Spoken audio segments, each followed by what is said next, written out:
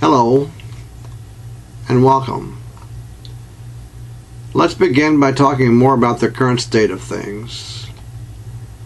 As the rich have gotten richer and more powerful, and the poor have gotten poorer, becoming less and less empowered and less represented as the months and years have passed, there has evolved a mindset which seems to implore to the world, especially to the young people, to eat, drink, and be merry, for tomorrow who knows what's going to happen.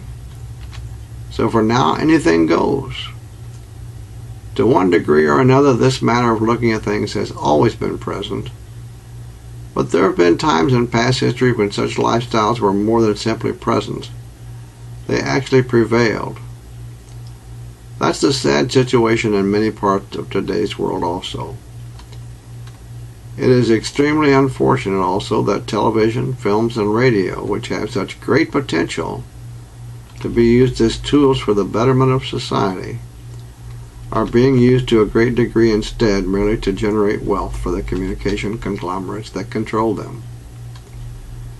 In order to continue to generate greater wealth and greater wealth yet still, these out-of-control media giants continue in the vernacular of the day to push the envelope by negatively exposing the culture with a special focus on the young people to ever-expanding limits of profanity, obscenity, and pornography for no other purpose than to make greater and greater still more profits, without thought of what negative effect all of this will have on the people.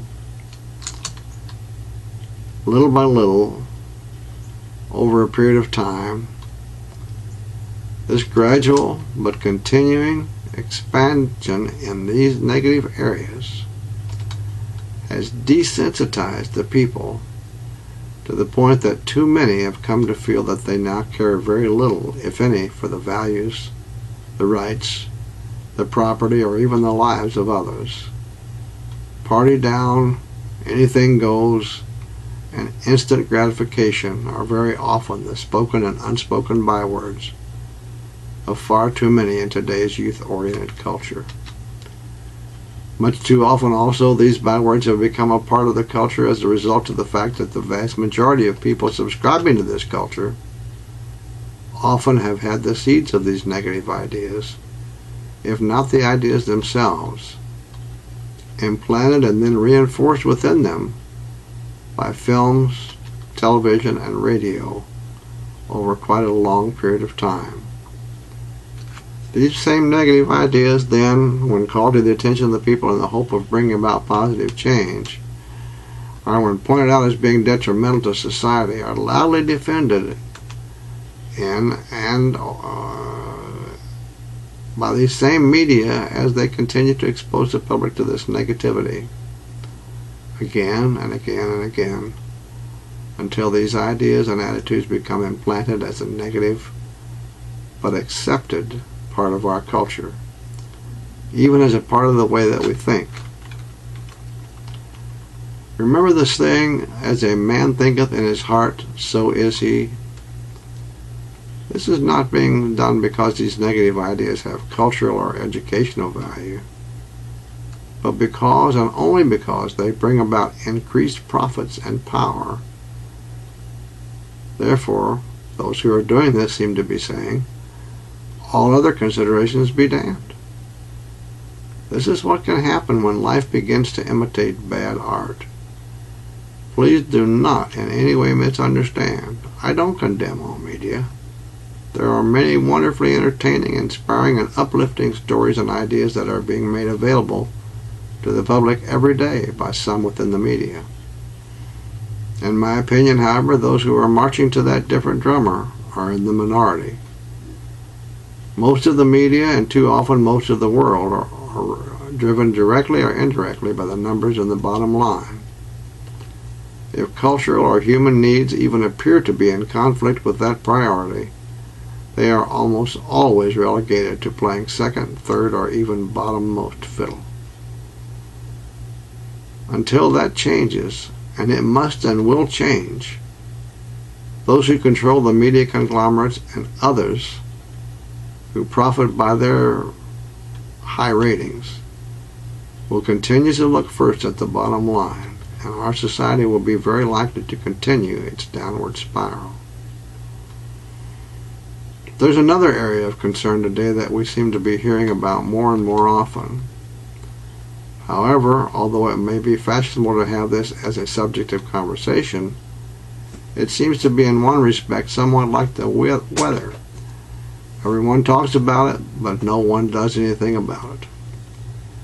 In the case of this area of concern, however, unlike the weather, there is a great deal that can be done, but it is not being done. I'm speaking, of course, about our very fragile planetary environment. When considering such matters, we tend to think of our planet's resources and its environment as inexhaustible and anything but fragile. The truth is, however, that in the years since the Industrial Revolution, we have polluted the air, water, and soil to the point that if policies are not reversed soon, the repercussions are almost inevitably going to be calamitous. From a karmic point of view, it's impossible to continue to indefinitely to harvest the natural resources of our environment without at some time or other putting something back for the future. Karmic law won't allow an endless drain with little, if any, thought of tomorrow. The payback is inevitable, and when we look back, we can see that it has already begun. The tragedy of September 11th is real. The worldwide financial collapse of 2008 is real. Global warming and the resulting climate changes are real. We must stop this continual polluting and draining of our precious planetary resources with little thought for tomorrow. And we must dramatically improve the way in which we as individuals and as societies and countries deal this planet and with each other, deal with this planet and with each other, because we currently do these things with little or no thought of future consequences. In addition, we've allowed pollutants to be spread into the air, the water, and over the land in order to avoid spending the funds needed to find acceptable alternatives to this senseless poisoning. There are always those who resort to the rhetoric that tells us that we have to cut down all the trees, strip mine all the coal, and sell off or use up all of our other resources, just for the sake of jobs and the economy. Excuse me. What they neglect to tell you is the fact that there are always other options to consider, other ways of getting that job done, other means of providing employment and keeping the economy stable. They don't tell you these things because they feel that the cost of carrying out these alternative plans might be prohibitive, even if that may only be true to a far less degree than they would have us believe. What they actually mean is that it might not allow them to have a continuation of the shamefully high level of profits that are currently being gouged out far too often in many of today's industries. I watched today as Pope Francis spoke to the Congress of the United States, both the Senate and the House, and he spoke of these things, and some people just sat on their hands. That is a shame, because there is a man who seems in this area to know what is needed and is trying to motivate people to take the steps necessary to provide what is needed, and they are unwilling to do so, at least at this point. Some of you may read or listen to what is being said here, take a look around and say to yourselves, I don't see any of this going on. What's he talking about? The reason that you don't see these things happening or hear about them happening is because our society, our very culture, encourages making the highest profit possible in any given business venture, regardless of how short-sighted it may be to do so, and with no thought of the toll that will be taken when the inevitable payback comes. Those who are making the policies that are causing these problems to our environment are those who are so powerful that they can even arrange to have such policies established and continued, are not concerned with what the long-term payback may be, because they'll probably be gone and their children will have the wealth available to buy whatever personal environment they choose to have for themselves and for their families. Excuse me. Those without such wealth will be breathing air and drinking water that's even more polluted than today, and eating food that's either genetically modified, irradiated, or so filled with preservatives and other chemicals that their shelf life is almost infinite. Excuse me. These policies must be changed, and those who pollute our environment must be dealt with in some more meaningful way rather than a mere slap on the wrist, which is what seems to happen much too often today, if anything is even done at all. Politicians and policymakers will too often say that we're doing more than ever before and that everything is fine and as it should be. They will, as so many of them have for so many years, be too often exaggerating or misrepresenting the real facts. I and others who have learned to read between the lines know that the underlying reason for most of these problems is greed. Remember that the love of money is the root of all evil.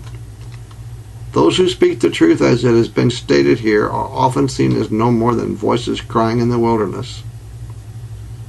Sadly, other voices more well known and therefore more trusted will simply dismiss us as radicals.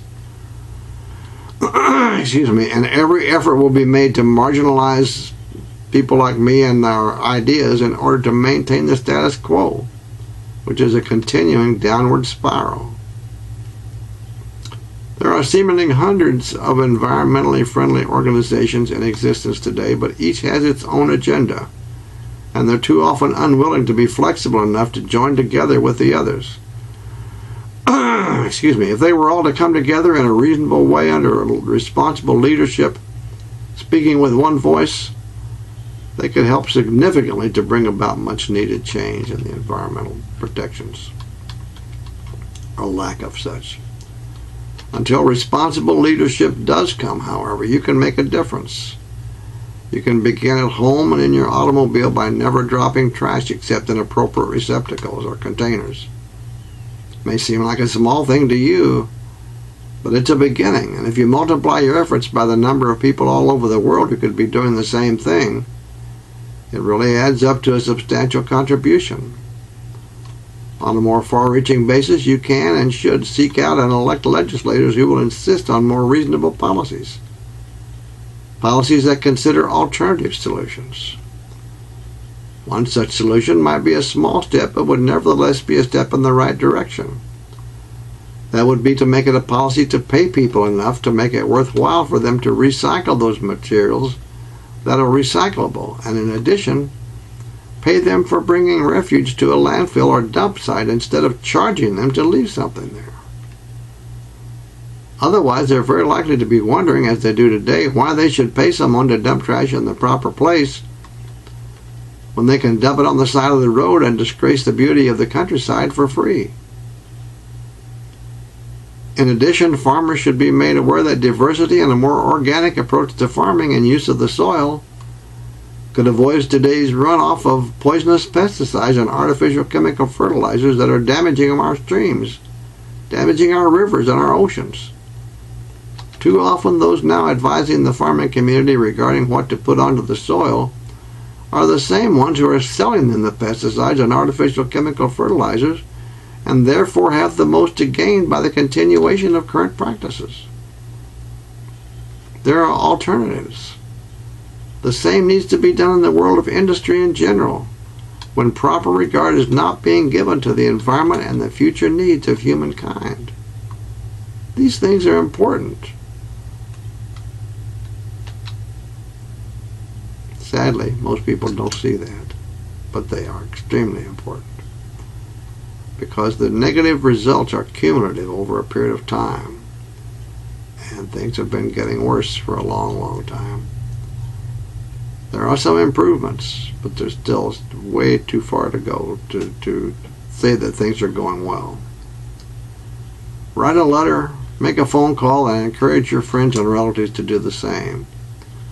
If all these efforts don't bring the desired result within a reasonable length of time to make the politicians enact changes to policy to correct these very serious problems, then whatever other steps that may be needed must be taken by all of the people over the entire planet. If we don't change the destructive policies that are being carried out today, the karmic payback will be on a planetary scale, and it will not take no for an answer. Let me now offer you some closing thoughts for your consideration. Contrary to much of what you often read and see in the media, a great deal is going on in our world today. Many changes are taking place. A substantial number of these changes seem to be reminders of prophecies written in the Judeo-Christian Bible. Many more such changes are ahead. We've seen the beginning of the more dramatic changes on September 11, 2001, and again with the worldwide financial crisis of 2008. In addition, we have global warming and earthquakes in diverse places. These seem to be happening with greater frequency than before. Extremes in weather are becoming more and more common. Storms seem to be increasing in frequency and in intensity. The blowing winds of change will be bringing to our doors some very different kinds of storms. Storms of political change, storms of economic change, and storms of social unrest will be among them. When the tornadoes and hurricanes come, those who are fortunate can go to the storm shelters and wait there until the storms have passed. In these coming storms of political, economic, and social change, however, there will be very little shelter for any of us. I must repeat that more change is coming. On September 11th, 2001, we entered the long, dark tunnel which has been mentioned previously. Even though that tunnel became darker with the financial crisis of 2008, and there's still more to come, I can nevertheless tell you that the light is waiting at the end of that long, dark tunnel. Those who have already come and those who will soon come to a greater understanding of this life and how to best live it during the upcoming years are likely to find that the light at the end of the tunnel will be for them especially meaningful, especially brilliant, and especially beautiful. I urge you to take the beginning steps now that will place you on the path to put yourself among their number. For those of you who decide to take the steps offered within the videos that are offered here and make those positive changes a part of your life, I congratulate you and may God bless your efforts. Thank you for watching. This video concludes the series of videos for your watching and personal study. But there is one additional video that I invite you to watch if you enjoy poetry written from the perspective considered in this series of videos. If you choose to watch it, I hope and trust that you'll find it enjoyable. I think you will. Thank you for watching the previous videos, and I trust that you'll hopefully watch the last one.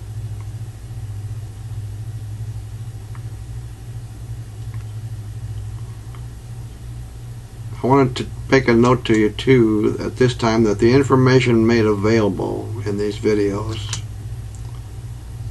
is intended by the speaker to be used only for private personal study, and other use is prohibited. Once again, thank you.